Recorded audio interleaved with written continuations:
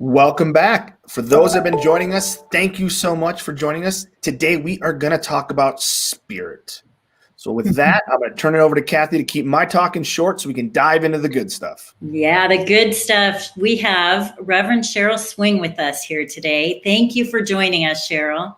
Welcome. Thank you. We're super excited to have you. Just to let people know, a year ago this week, my father passed away, and Cheryl was one of the last people to see him. She was on the hospice team caring for him. So I have a very special place in my heart for Cheryl.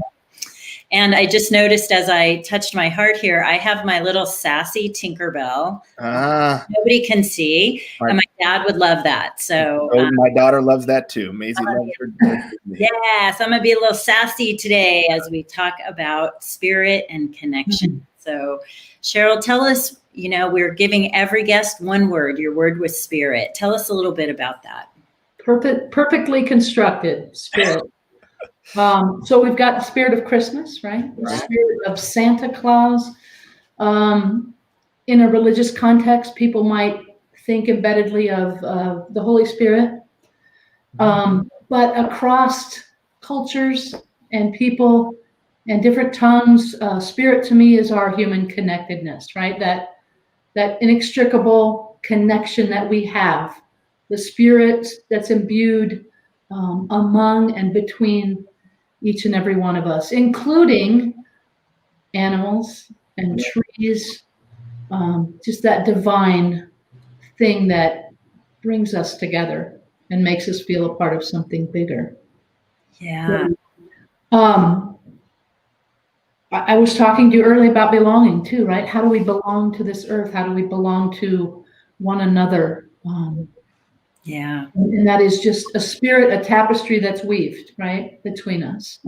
It is, and we often talk about that. I recently ran into some people that I went to college with, hadn't seen them in 30 years. Don't tell people that I just said 30 years, but 30 years ago. And it's like we picked up where we left off. And I said to them, you guys are part of the tapestry of my life. Like it doesn't matter that it was 30 years ago. You're woven in there, and that doesn't change. That's a connection. I like how you really talked about like the spirit of Christmas, the spirit of your soul, connectedness in general. How do you think people are managing during this time? And do you have any advice while we can't be physically connected? Yeah. I definitely have a little advice. Can I save that? Sure. Okay. Save it. Yes. Whatever it is, that energy, that force, the Holy Spirit for some, the divine, for other traditions, it's ancestors, oneness of being. You can name all those things, but we can't really wrap our heads around what it is that connects us, brings our stories together, brings that perfect person into our life for that time, right? Such a time as this. Can I share a story? Please. Yeah. Okay. Quick anecdote. Years ago, I was working as a bodily injury claims adjuster. I grew very jaded in that world. Interesting, as juxtaposed to being a chaplain and sitting in stillness and presence. But I was meeting with this young girl, and she'd been in this car accident, horrible car accident. And she was telling me a little bit about how it had happened, how it had caused her injuries. She had her hand smashed, and she was an artist. So she says to me, I think you'll laugh at me if I tell you the story of really what happened. And I said, why don't you try me? And I said, I'm a good listener and I have an open mind. And so she went on to tell me how she was laying in this car, trapped upside down, fearing for her life, feeling the car was going to explode, waiting for ambulances and EMS to come. And this man came to her, and he was dressed in a cadet uniform. Failed to mention this was down near Monument off the interstate, so not far from the Air Force Academy. And she said he was dressed in a cadet uniform, and he was there. He was present with me. He helped me overcome my fear. He let me know, he comforted me, and he guided me. And until EMS was able to come and they extracted her with the jaws of life, right? So she went on to start to do her rehab, and she wanted to get in touch with this guy. And he had told her his name. So she went on the internet to find him, and what popped up was an obituary. What? Not kidding. Not my story, right? I just got to bear witness. Yeah. What? He had died several years before. And she, again, was ashamed, because we do shame things about these conversations of what that was, Right. that brought her through that moment. And when the obituary popped up, it was him in his cadet uniform, his name and everything. Wow. And I got to tell you, I had a whole nother story planned, but I woke up and that was the one I wanted to tell, because just the power in it, undeniable. How he was connected to her was through a car accident on the same road. Oh my gosh. Wow. Several years prior.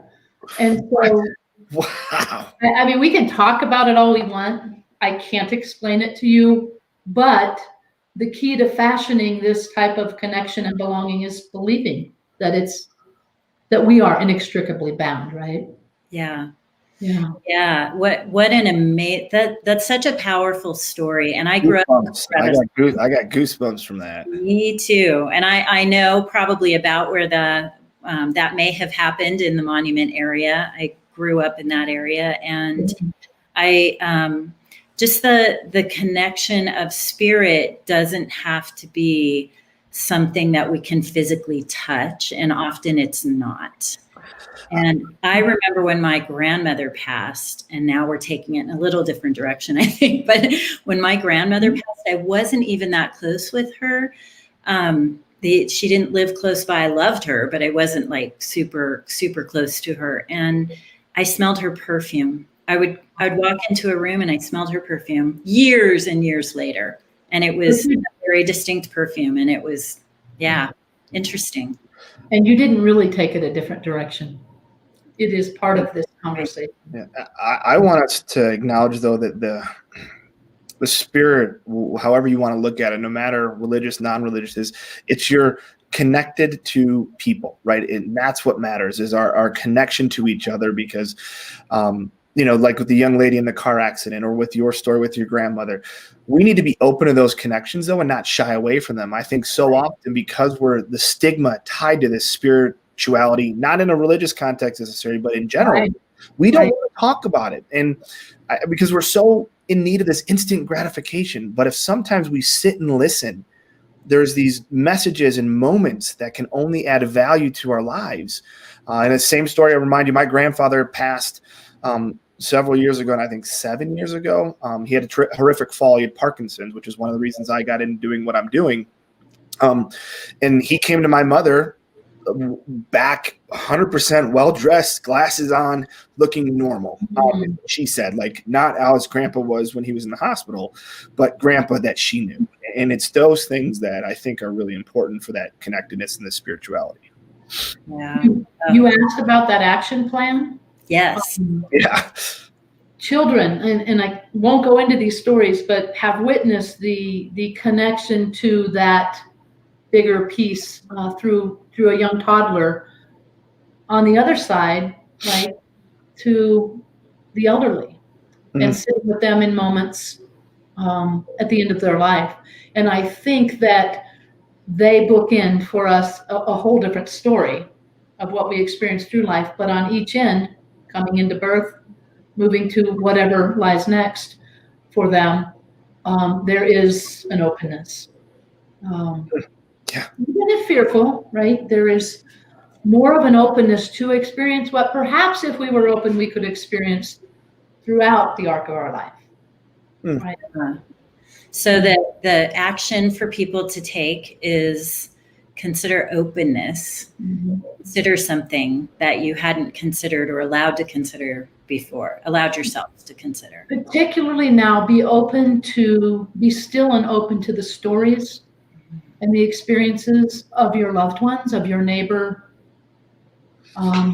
Sit in it. If it's ugly, if it's uncomfortable, if it's over exuberant, just sit in it, because it isn't about the why, it's about what we take from it and what we do with it, right? It's beautiful, beautiful, Cheryl.